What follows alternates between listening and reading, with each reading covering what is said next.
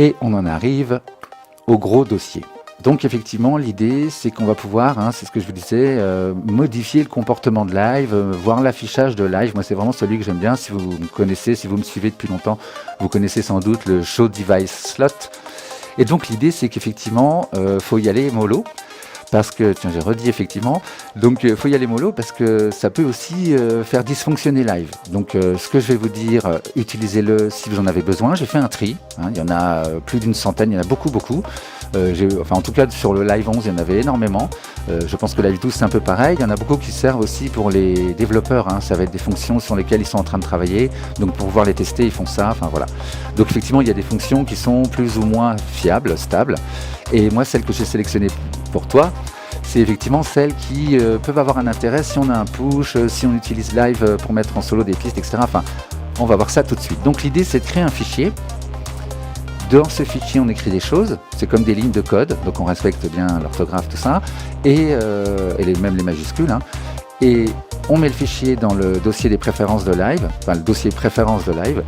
Et effectivement, du coup, ça rajoute les options. Alors, je vais vous donner deux méthodes. La première méthode, c'est la méthode tout dans le détail, d'accord, pour vraiment les gens qui ont envie de geeker, de faire tout seul.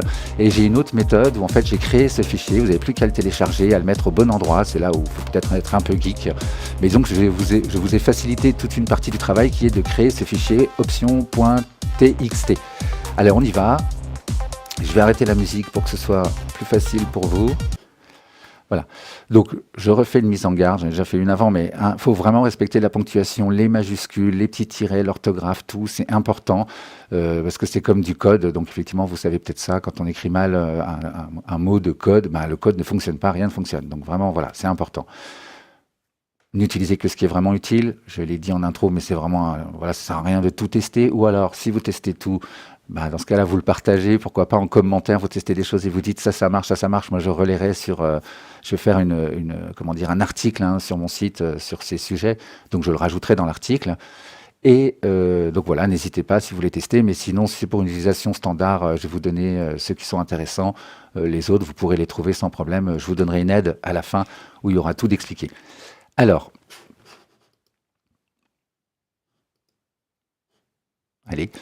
comment on fait?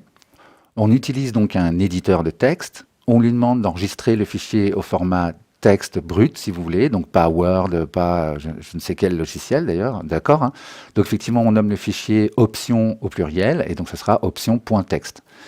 On le place dans le dossier préférences de Live, c'est là où il y a une petite astuce. Donc sur Windows, ça va être dans, je vais vous expliquer après comment faire apparaître les dossiers cachés, parce que là-dedans, il y a des dossiers cachés, enfin des choses un peu compliquées à trouver. Donc dans Windows, ça va être dans utilisateur, le nom d'utilisateur, donc Alexandre si c'est moi, ou Albe, voilà si c'est moi, et le dossier dedans, il y aura un dossier AppData, dans lequel il y aura un dossier roaming, Ableton Live 12.1.2, je crois qu'on en est là, donc faites attention, il faut le mettre dans la bonne version, faites attention.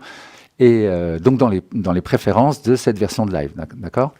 macOS, c'est un peu différent, ce sera le dossier utilisateur, donc là, ça ne change pas, le nom de l'utilisateur, Alb, bibliothèque, dans lequel il y aura un dossier préférences, d'accord? C'est là où ça change.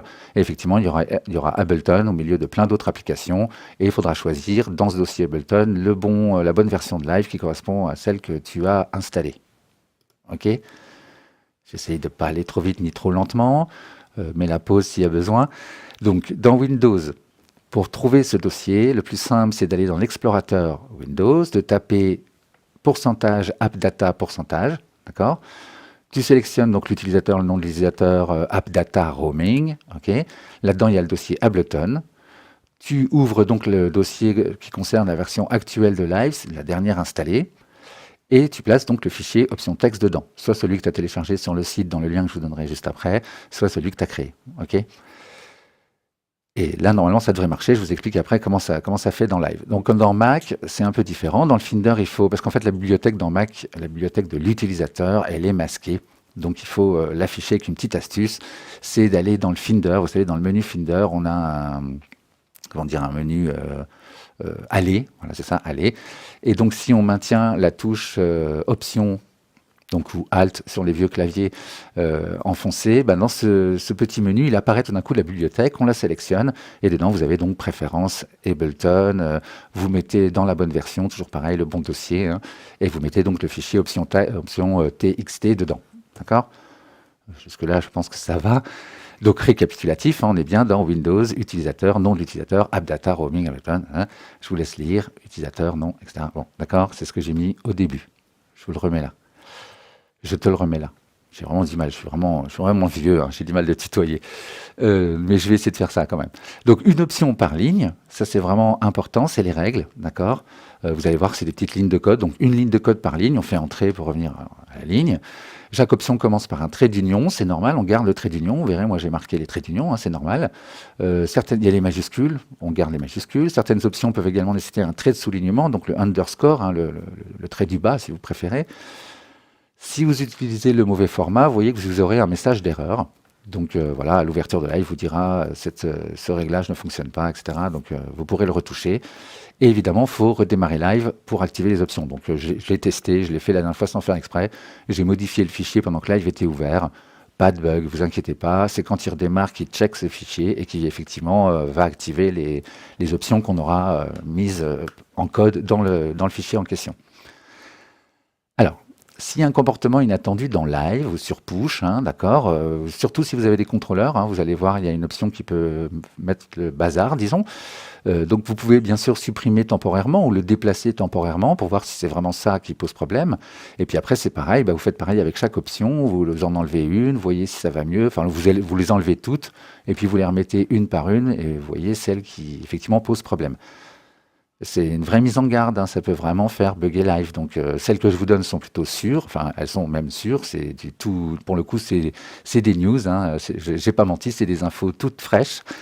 Mais faites attention, on peut en trouver sur Internet et partout, et dans le lien que je vais vous donner, vous allez en trouver plein, mais il y en a beaucoup quand même qui sont buggés.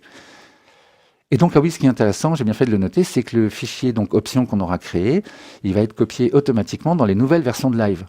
Donc moi, voilà, dans Live 12, j'avais mon option qui était plus valable, mais j'avais quand même le fichier option texte qui était là, enfin, sauf quand on change complètement de version, qu'on passe de 11 à 12 par exemple, là peut-être faut le recréer, mais en tout cas, quand vous passez de 12.1 à 12.2, il le duplique dans les nouveaux dossiers. Alors, premier exemple. Je peux remettre la musique, je pense. Allez. Le premier exemple permet effectivement d'armer les pistes MIDI ou audio. Alors, celles qui ont des entrées de configurées, hein, sinon forcément ça ne marche pas. Donc, celles qui sont correctement configurées, qui ont une entrée, on peut les armer uniquement en les sélectionnant. Donc c'est Enable Arm On Selection, hein, ça, vous voyez que c'est quand même assez clair à comprendre, hein, on voit bien ça active l'armement à la sélection. Alors faites attention parce qu'avec l'utilisation du push 2 et 3, ça peut poser des problèmes. Je vous ai prévenu, si vous n'avez pas de push 2 et 3, mais peut-être un autre contrôleur, je ne sais pas, hein, d'accord. Donc faites vos tests. L'exemple 2. Donc Ensure Key Message for Plugins, alors ça peut vraiment être intéressant pour les gens qui ont Reactor, des choses de Native Instruments. Si vous avez un contrôleur MIDI par exemple, que les notes MIDI n'arrivent pas à rentrer dans l'instrument, ça peut vraiment voilà, vous dépanner, donc n'hésitez pas à le tester. Vous voyez qu'il y a un underscore, attention, hein, c'est ce que je vous disais tout à l'heure, c'est qu'au début on a donc le tiret, ensuite un underscore et Ensure Key Message for Plugins, d'accord. Les majuscules sont importantes, tout ça, donc voilà, notez bien. Je les remettrai bien sûr sur mon blog, enfin voilà, je ferai un article là-dessus où je mettrai bien les lignes de code, vous n'aurez plus qu'à faire des copier-coller, évidemment. L'exemple 3, c'est pour le push. Effectivement, en push, ils sont changés complètement avec le push 3 qui se connecte sans avoir besoin de sélectionner dans les préférences de live. Et donc le push 2 maintenant fonctionne pareil, d'accord ? Et sauf que voilà, ça peut faire des bugs, il ne faut surtout pas le sélectionner dans les préférences déjà. Et ensuite, si vous voulez revenir au script d'avant, parce que vous n'aimez pas les nouveautés, vous n'aimez pas, voilà, ça se passe mal pour vous, et bien vous rentrez cette ligne de code dans le fichier option texte, push de use legacy script, et du coup là vous allez être obligé de nouveau d'aller chercher le script dans les préférences MIDI pour l'utiliser à l'ancienne, comme c'était avant. Ça a résolu des problèmes celui-ci. L'exemple 4, c'est de ne pas sélectionner les pistes quand on les met en solo. C'est un comportement qui peut arriver avec des contrôleurs. On met en solo une piste et il va la sélectionner. Et donc du coup, on peut éviter ça, hein. Vous avez la sélection au lancement, mais vous avez aussi cette sélection-là. Donc voilà, ça évite la sélection des chaînes et des pistes quand on les met en solo. Si vraiment vous en avez besoin, elle fonctionne. Et enfin, l'indispensable, je vais vous montrer ça dans live, c'est le Show Device Slot qui a un peu changé. Avant, on mettait juste, pour ceux qui sont plus anciens, on mettait Show Device Slot et maintenant il faut rajouter égal True. Et là, ça va marcher, et ça marche toujours. Donc ça permet d'avoir des slots de device sur les pistes, c'est-à-dire que c'est un fonctionnement qu'on trouve dans d'autres logiciels, je pense, où effectivement sur les pistes on va avoir des petits slots rectangulaires avec un petit bouton rond. On voit le nom du compresseur, de l'instrument, de l'effet, de tous les éléments qui sont déposés sur la piste, et on peut les éteindre et les allumer sans avoir à les afficher et à naviguer, justement comme je vous ai montré tout à l'heure, aller les sélectionner sur la piste. Donc celui-là est vraiment, quand on mixe notamment, qu'on a besoin de tester, d'éteindre, d'allumer, tout ça, ça peut vraiment être intéressant. Je vous montre ça tout de suite. Donc effectivement, vous allez télécharger le fichier, vous suivez la méthode que je viens de vous donner, vous mettez Show Device Slot avec le petit tiret au début comme je vous ai montré avec les majuscules et tout. Et du coup, dans Affichage, vous allez avoir dans les commandes du mélangeur, d'accord, ici, slot de périphérique. Et voilà ce que ça fait. Alors on peut les tirer. Si on a plus de périphériques, je crois que c'est 12 maximum. D'accord, on peut en afficher 12. Après, il les affiche pas, mais c'est déjà pas mal. Et donc, effectivement, vous voyez que si je me mets là, je peux. Alors, j'aurais dû réduire un peu mon browser là. Voilà. Masquer ça même. Voilà. Vous voyez que je peux éteindre et allumer directement les devices. Alors, évidemment, on ne les voit pas, ceux-là. Voilà. Depuis, je peux les éteindre et les allumer sur toutes les pistes, donc c'est vraiment pratique effectivement quand on a besoin. Vous voyez là sur le master, je peux renvoyer le mastering, c'est le mixage du morceau qu'on entend quand je fais les transitions et tout ça. Donc voilà, ça permet effectivement d'avoir tout sous les yeux, c'est pas mal. La petite nouveauté, c'est qu'effectivement, il faut aller dans Affichage, hein, comme je vous ai montré, commande du mélangeur, et si vous réouvrez le set, il faudra de nouveau lui demander de l'afficher. Alors pas de panique, si vous rajoutez un effet, évidemment, je vous montre quand même, mais si par exemple je prends un Channel EQ, que je le mets sur la piste, vous voyez l'affichage est un peu particulier, je peux l'éteindre, l'allumer, mais je n'ai pas le nom. Mais au redémarrage du set, j'aurai le nom comme les autres, tout fonctionnera très bien. D'accord, il n'y a pas de souci avec ça. Il faudra juste que je retourne dans Affichage et voilà, et que je dise, voilà, que je redise tout ça. On continue effectivement le lien. Avec le lien, on continue sur dopplerfx.com. Vous allez... je vous donnerai le lien, bien sûr, hein, puis je vais rajouter des choses dedans. Donc, vous avez tout. C'est-à-dire qu'ici, vous allez pouvoir descendre un petit peu, télécharger. Voilà, alors là, c'est un site qui vous permet de télécharger un fichier option texte. Vous rajoutez, vous dites je veux telle option, je veux telle option. Vous pouvez faire des recherches. Et donc, il vous fait un fichier option texte avec toutes les options que vous avez cochées. Alors là, vraiment, faites gaffe à ça. Ne le faites pas. Enfin, faites-le si vous voulez, mais l'autre méthode est mieux. C'est-à-dire qu'en fait, vous allez en dessous, vous pouvez télécharger le fichier texte, option texte ici. Alors non, là c'est LED. Et l'option texte est là, pardon. Effectivement, il est là. Vous le téléchargez. Il est tout prêt. Dedans, il y a l'option, je vais l'enregistrer sur le bureau.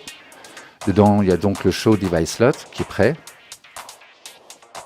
Vérifier, tiens c'est vrai, je vais peut-être le mettre à jour, je pense que c'est la version pour... Ah non, c'est pour Live 12, donc tout devrait aller bien. Et donc si vous descendez un peu, vous avez le Live 11. Si vous avez une vieille version de Live, je vous explique tout. Pareil avec des liens, il y a là 102 options cachées. Alors vous les retrouvez dans le premier lien qui est plus intéressant parce qu'il vous génère le fichier option texte. Vraiment faites attention avec ça, hein. Ça peut faire bugger Live. Mais en tout cas, le Show Device Slot, je l'utilise depuis 10 ans, depuis Live 8 ou 9, enfin ça fait très longtemps. Et donc ça m'a jamais fait bugger Live, ça fonctionne très très bien.